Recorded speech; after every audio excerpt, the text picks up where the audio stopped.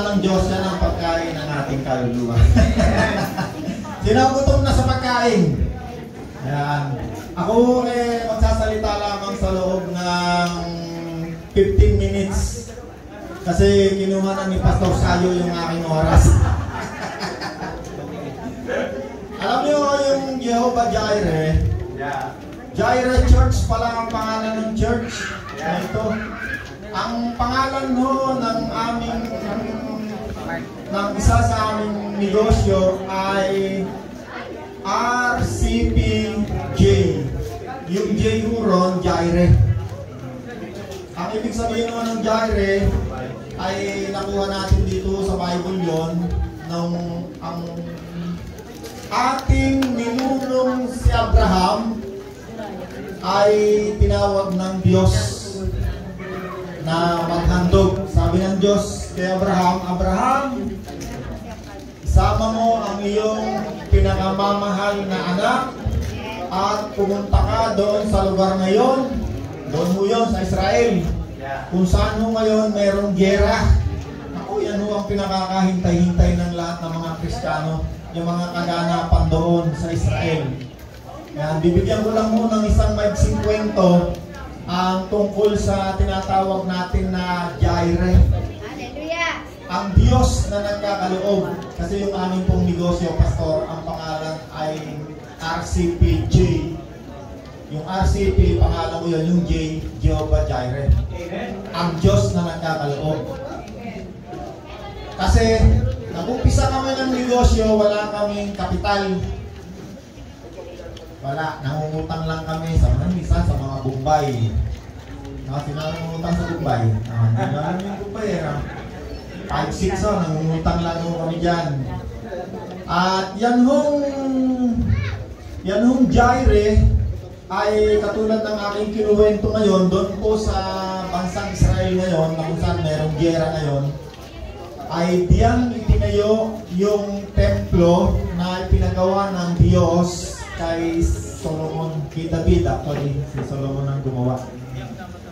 At diyan din nangyari doon sa templo na yan, kung saan ginawa yung templo, kung saan yung mga Hudyo nagpupunta ron at nag-aalay. Diyan sa lugar na yan, si Abraham ay inialay niya, inihandog niya ang kanyang pinakamamahal na anak, si Isaac. No? At nung iaalay na niya, sasaksakin na niya si Isaac para ialay sa Diyos, ay yung pala sinusubok lang siya ng Diyos. Sabi ng Diyos sa kanya, ngayon alam ko na nahanda ka ng sumunod sa akin. Yun naman Jireh na nandun sa negosyo namin, sa isa sa aming mga negosyo. Alam nyo, meron mo kaming Bible study every Monday, kami ni Kuya Soseng. Ang aming yung empleyado ay less than 300. Nag-umpisa ho kami sa wala. Ang Diyos ang nag-provide. No, kaya tama yung sinasabi ng Pastor Vito kanina na pag ang Diyos ang tumawag, sigurado magpo-provide. Hindi pwedeng tumawag ang Diyos, hindi pwedeng magpagawa sa iyo ang Diyos na hindi siya magpo-provide. At yun naman nung Jireh na yun, kaya kami nilagay doon sa isa sa pangalan ng aming negosyo. Dahil every time na ako'y pupunta sa simbahan, ako'y naghahandog. Dumudukot ako sa aking bulsa. Kung minsan umuwi ako, wala na. May alahas ako, pag uwi ko, wala na. Inihahandog ko sa Diyos. Bakit? Pag sinabi ng Diyos, ikaw ay maghandog, gawin mo kasi pagpapalain ka ng Diyos. Pag sinabi ng Diyos, huwag kang magkakamali, baka mamaya sinabi lang ni Pastor.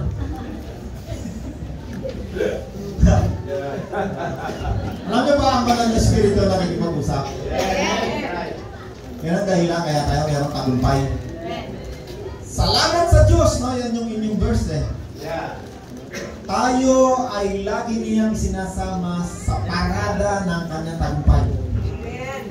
Dahil kay Kristo. Dahil sa banal na espiritu na narito ngayon sa ating mga katawan. Sabi ni Pastor, tayo yung templo, simbahan. Okay. At balik ako doon sa Jireh. Yung templo na yon, yung lugar na yon doon sa Israel kung saan ngayon ay 3,000, 4,000 na ho ang patay sa loob lang ng 1 linggong giyera. nakakapanabik kung mangyayari ngayon eh. Hindi natin alam kung tatayo na nga ba yung physical na templo kasi inaantay yan ng mga Hudyo. Mayroong propesiya na yung physical na templo na inaantay ng mga Hudyo ay itatayo muli. Subalit tayong mga Hentil, tayo ang templo, bawat isang tatanggap kay Kristo, binilista yung pangalan, darating ang araw, makukumpleto na yung diyan. At pag yun yan, nakumpleto na, ibig sabihin, kaya na ang Panginoon, babalik na. Kaya kung meron dito sa inyo kahit isa, baka ikaw na lang hinihintay na hindi pa tumatanggap kay Kristo. 30 years na ako mananampalataya na kami ng asawa. Ang huli kong punta rito, tunay nga napakarami ng pinagbago. Unang-una na ay ako, 30 years na makarating ako dito, masamang tao pa ako. Ngayon, binabago at patuloy na binabago ni Kristo. No? Sino sa inyo rito gusto ng tagumpay sa buhay? Yung! Sino sa inyo ang gusto ng talunan? Punta ka sa sapungan ay Sosa, salamat sa Panginoon. Laging mananampalataya tayo. Kung hindi, nandun tayo sa ganun, pag-uwi, iya. Ubos ang pera. Salamat sa Panginoon. Kasama ako sa kanyang tagumpay. Lagi akong kasama. Bakit? Pag kasama mo si Kristo, iyak. Hindi baka, ha? Iyak. Ang tagumpay. Lagi kang kasama. Amen? Kaya bago kami magtapos, ang lugar na ito ay lugar kung saan tayo nagtitipon at sumasamba. Every time na ako'y pupunta sa isang lugar na katulad nito, naalala ko Jaire. Ang lugar na ito kung saan tayo sumasamba ay naririto si Kristo. Diba sinabi, kapag mayroong isa o dalawang nagtipon, sabi ni Jesus, naroon na ako sa kalagitnaan, nakasama niyo. At alam niyo ba kung narito si Jesus ngayon sa gitna natin, alam niyo kung anong ginagawa niya nung yung templo ay yari pa? No? Ang history kasi ng templo na yun, 2 beses nang giniba yun. Tinayo ni Solomon, giniba ng hari ng Babylonia, itinayo ng hari ng Persia, giniba ng hari ng Roman Empire. At hanggang sa ngayon, yan ang hinihintay natin ngayon. Ang nakatayo ngayon dyan sa templo na yan, sa lugar na yan, mosque ng mga Muslim. Kaya every time makakaroon ng giyera, ang punot dulo niyan pupunta doon. Ngayon may giyera doon, ano? Sa Israel. Tingnan nyo, isa-isa na nagsasalihan sa giyera. Kasali na Syria. Nag-declare na Iran. Nag-declare ng Amerika. Ay, pag sumali ng China at saka yung Russia, kaya na, ang Panginoon silipin mo sa ulap. No? Kasi yung templo na itatayo ron, precast sa loob ng 4 na oras. Tignan nyo yung pumuputok ngayon sa Gaza, boom! Mga building. Flat. No? Pag may pumutok doon sa Jerusalem, nagiba na yung mosque ron. Sa loob ng ilang araw, itatayo muli ang templo. Yan ang isang nakakapanabik-panabik na kaganapan na inaantay natin ngayon, ang pagbabalik ni Kristo. Amen? Kaya ngayon, bago kami umuwi ng aking asawa, every time kami pupunta sa lugar na katulad nito, ang Panginoon nandyan. Nakita niyo ang huling ginawa ng Panginoon doon sa templo? Nakita niya yung isang babaeng balo na mahirap. Walang pera. Pusing. Tinawag niya yung 12 disciples. Sabi ng Panginoon, halika kayo, 12 disciples, bibigyan ko kayo ng master's degree. Ganun yung pinanood sa kanya yung balo na walang dala. Kundi kusing. Bakit? Mahal ng Diyos ang masayang naghahandog sa kanya. Kapag kayo pupunta dito sa altar para maghandog, ang Panginoon ay nakikinig sa inyo. Sabihin nyo sa kanya, ano ang gusto nyo, bakit nyo siya sinasamba. Alam nyo si Haring Solomon, nung siya'y naghandog, pagdating ng gabi, tinanong siya ng Diyos, anong gusto mo, bakit mo sinasamba? Alam nyo sa Bible, basahin nyo lahat ng tao sa Bible nag-aandun. Alam nyo yung ginawa ng Panginoon doon sa templo? Pagpasok niya, alam nyo, pinagwawasak niya yung mga lamesa ng mga nagpapalit ng salapi. No, yung mga relihiyosong pupunta doon every year na magdadala ng kung ano, kasi may palitan doon ng salapi, yung negosyo doon sa mga Pariseyo, Saduseyo, sila ang may-ari ng negosyo.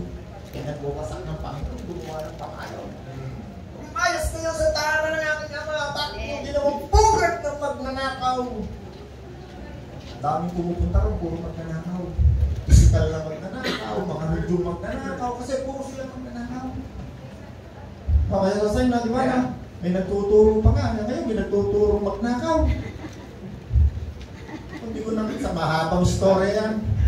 Maghahandog na lang muna tayo sa Diyos ngayon dahil mahal ng Diyos ang masaya. Yes, right.